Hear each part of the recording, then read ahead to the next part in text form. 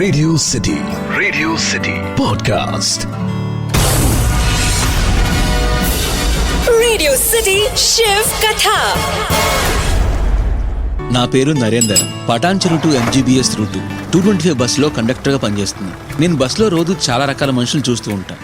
కొంతమంది క్రేజీగా ఉంటారు, ఇంకొందరు సిల్లీగా ఉంటారు. కానీ ఈరోజు మార్నింగ్ నాకు విచిత్రమైన పర్సనాలిటీ కనిపించింది. ఉదయం పటాన్చెరులో 60 years ఏజ్డ్ పెద్ద ఆయన బస్ ఎక్కాడు. MGBS వరకు టికెట్ తీసుకున్నాడు. కొద్దిసేపటికే ప్యాసింజర్స్ తో బస్ ఫుల్ అయిపోయింది. MGBS వచ్చాక అందరూ బస్ దిగిపోయారు. బస్సు చివర్లో విండో సీట్లో కూర్చున్న పెద్ద ఆయన మాత్రం దిగలేదు. మాస్టారు, ఇదే లాస్ట్ స్టాప్ అండి అని బస్ స్టాండ్ చూపించాను.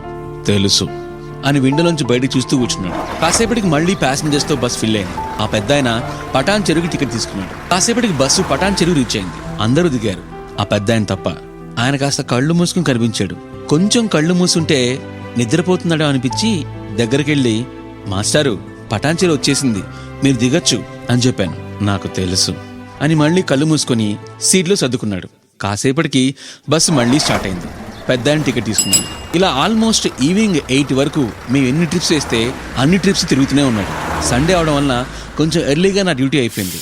ఆ పెద్ద ఆయన మాత్రం ఇంకా బస్సులోనే ఉన్నాడు. నేను బస్సు దిగి వెళ్లబోయే ముందు ఆయన దగ్గరికి వెళ్ళి ఆయన పక్కనే సీట్లో కూర్చున్నాను.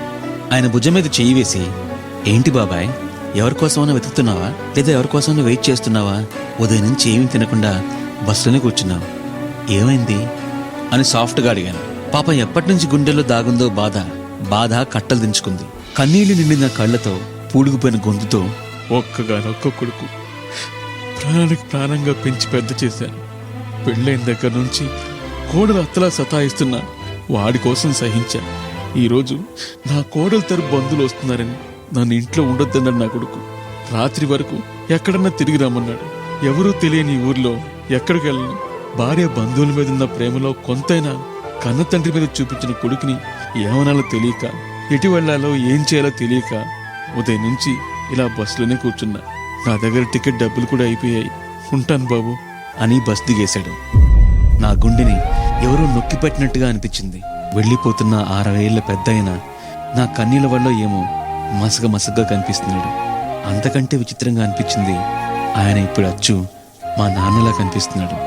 ఎందుకంటే మా నాన్నది కూడా అలాంటి పరిస్థితే. కానీ దాన్ని మార్చేయాలని స్ట్రాంగ్గా ఫిక్స్ అయ్యి ఇంటి దారి పట్టాను. Radio City podcast.